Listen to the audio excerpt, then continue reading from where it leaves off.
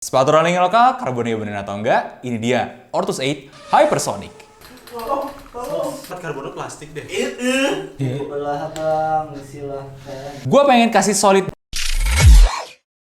Halo guys, Dimas di sini dan balik lagi di Bedah Sepatu. Dan kita udah banyak banget dapat request buat bedah sepatu running lokal dengan plat karbon. Dan ini dia sepatu running lokal dengan karbon pertama yang bakal kita bedah, yaitu Ortus 8 Hypersonic. Dan seperti yang kalian tahu, Ortus 8 itu adalah salah satu produsen lokal yang berani ngeluarin plat karbon bersama dengan beberapa merekan yang lain. Gue pribadi sih ngelihat sepatu ini, jujur gue agak mixed feeling ya. Yang sebagiannya gue suka dan sebagiannya lagi masih agak kurang. Bagian yang gue suka adalah harganya yang bener-bener asik banget. 899.000 aja kalian udah dapat plat karbon. Wow. Jujur gue juga agak sangsi karena di harga segitu kemarin kita dapetnya stiker karbon bukan plat karbon. Tapi ya well, kita harus percayalah karena secara performance banyak yang bilang merasakan benefit dari Ortus 8 ini. Terus secara desain gue bilang ini udah mulai menarik ya. Karena kalau kita bandingin sama brand kelas internasional, secara desainnya Ortus ini nggak malu-maluin. Malah menurut gue jauh lebih bagus dan lebih memuaskan lah ngelihatnya.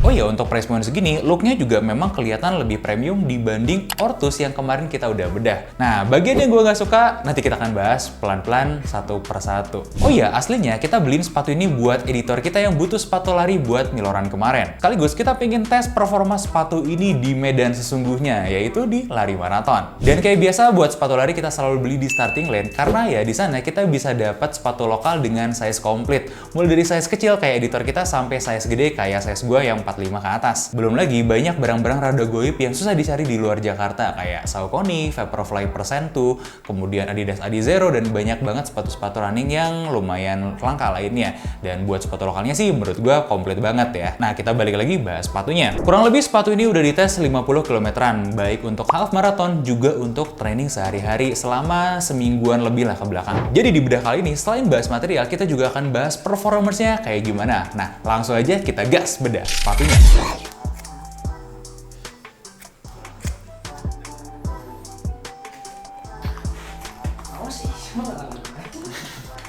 Mun oktur anjing mun plastik deh. Lucu jawaban ini. Pembuktian karbon plate sama dengan kompas yang plastik. Belah bang, silahkan.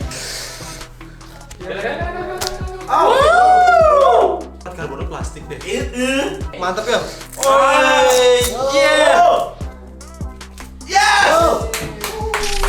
Dan ini dia Ortus Hypersonic.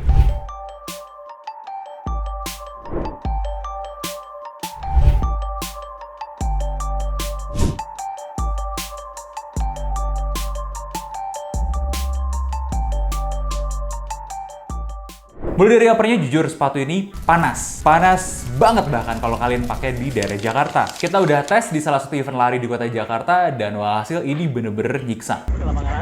Panas banget sumpah.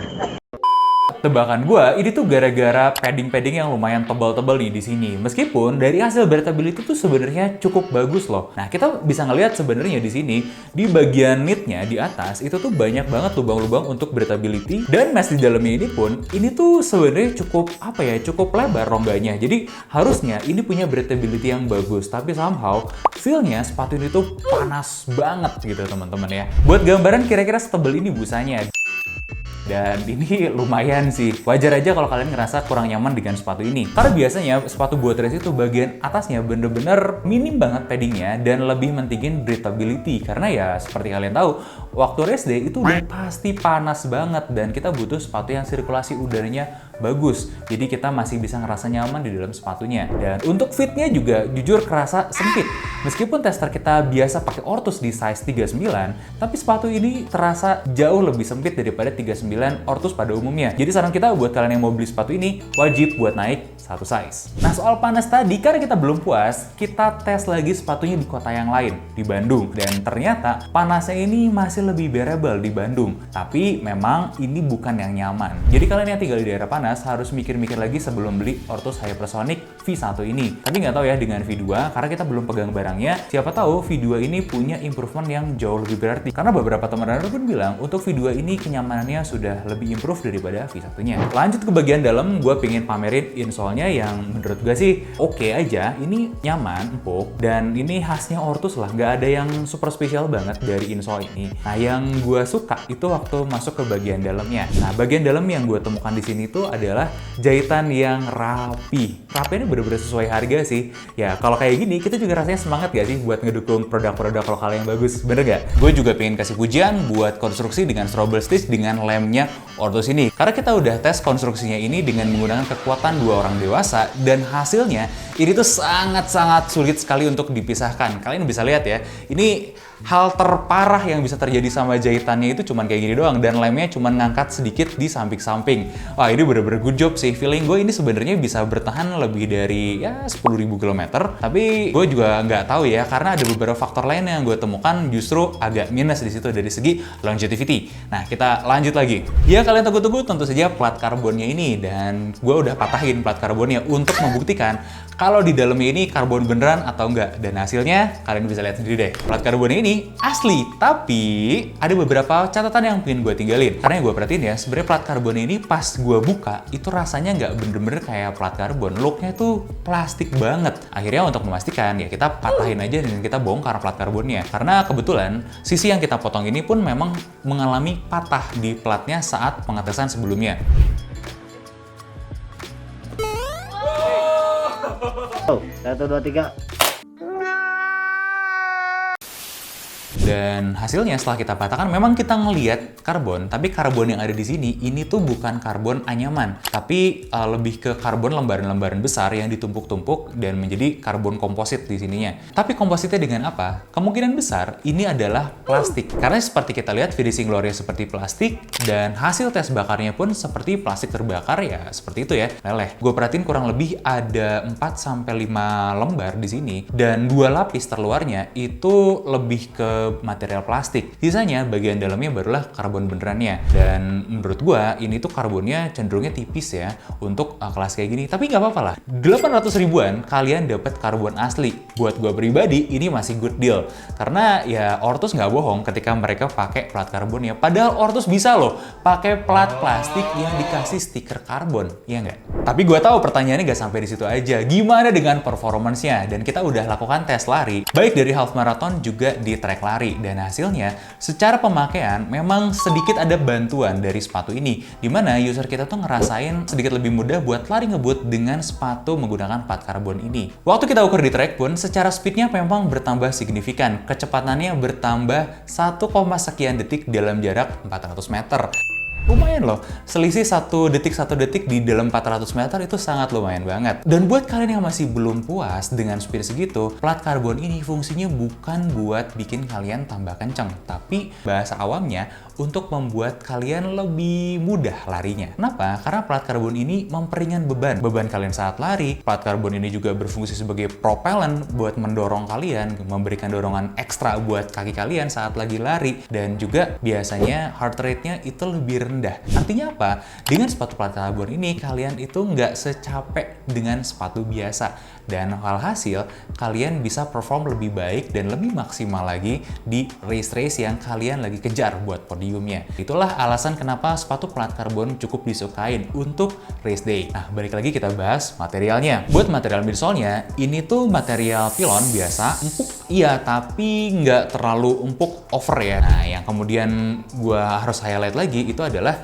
dari midsole ini, kalau teman-teman bisa lihat ya, ini tuh ada ruang kosong yang tadinya diisi sama si plat karbonnya ini. Dan karena plat karbonnya kita cabut, akhirnya ini hilang. Dan untuk mencabut plat karbonnya pun ternyata lumayan gampang loh. Gue pikir tadinya kan ditanam ya di dalam sepatunya, di molding bersama midsole, tapi ternyata enggak. Ya ini cuma ditempel di antara midsole dengan outsole-nya aja. Tapi ya menurut gue masih oke-oke aja. Minusnya sih cuma satu, secara lemnya nggak terlalu kuat. Jadi mungkin satu hari nanti sebelum 10.000 km atau pas 10.000 km ya lemnya di plat karbon ini lepas. Nah, gue nggak tahu ketika itu terjadi apakah masih bisa berfungsi sih sebagai mestinya apakah tidak. Masih di soal sendiri, gue pingin kasih sedikit kritikan juga nih buat Ortus karena ada beberapa poin yang gue rasa tuh agak berbeda ya dengan pengetesan kita. Karena kayak gini nih, di bagian depannya ini tuh bagian ininya udah mulai lepas. Padahal kondisinya sepatu ini tuh baru dan kita baru pakai 50 km-an aja dan ini udah lepas. Ini agak sayang aja sih, mengingat keseluruhan lemnya dan kualitasnya itu bagus gitu. Tapi ya itu buat gue masih minor lah. Dan kalau kalian mau tahu gimana midsole ini ngehandle kaki kalian dan gimana bounce-nya midsole ini buat kaki kalian, kita udah tes dengan drop bola metal di sini dan hasilnya ya segini. Untuk bounce-nya nggak bagus, segitu-gitu aja. Dan gimana ya, menurut gue sih nggak masalah ya, karena untuk bounce-nya kan udah dibantu dengan plat karbon. So, itu nggak terlalu inilah. Terakhir kita akan bahas outsole-nya. Dan outsole-nya ini menurut gue menarik ya. Outsole-nya ini tuh rubber, dan rubbernya tuh gue suka karena gripnya pas. Ketika kalian butuh buat ngerem, dia bisa diandalkan. Ketika kalian lari di track, ini sangat bisa diandalkan. Dan ketika kalian lari di aspal, ini juga masih bisa diandalkan. Jadi nggak ada minus lah. Meskipun kayak konturnya tipis gitu ya, tapi gripnya bagus. Satu-satunya yang jadi concern gue adalah kalau kalian pakai dalam jangka panjang, kontur-kontur ini akan lebih cepat habis daripada yang konturnya lebih dalam. Dan ya kalau udah kayak gitu, artinya gripnya udah pasti berkurang. Kemudian bagian yang pasti sudah jadi pertanyaan kalian, berapa berat sepatu ini? Karena biasanya sepatu plat karbon itu ringan. Dan ini berat sepatunya. Kesimpulannya, ini adalah sepatu running serius dengan harga terjangkau dan performance-nya bisa dibuktikan. Gue pengen kasih solid 8 dari 10, tapi sayang karena panasnya dan plat karbon itu ternyata bisa patah dengan penggunaan. Jadi gue terpaksa harus nurunin ratingnya jadi 7,75 dengan catatan mungkin kalau mereka udah improve di V2 setidaknya sepatunya nggak sepanas di V1-nya ini, gue akan dengan senang hati kasih rating 8 dari 10 dan gue bangga loh ngelihat sepatu ini. Kenapa? Karena kita bisa membuat sepatu yang makin mengejar Nike dengan Adidas dan ini adalah merek lokal ya, semuanya dibikin di lokal. Nah kebayang nggak sih kalau Ortus 8 dikasih waktu 5-10 tahun lagi buat riset? Bukan nggak mungkin, mereka sanggup ngejar Nike dan Adidas. Dan itu dia bedah Ortus 8 Hypersonic kali ini. Dan jangan lupa like, comment, subscribe channel kita. Dan jangan lupa tinggalin komen kalian tentang sepatu ini dan juga request buat bedah sepatu apa lagi nantinya. Gua Dimas undur diri dan sampai ketemu di bedah sepatu selanjutnya.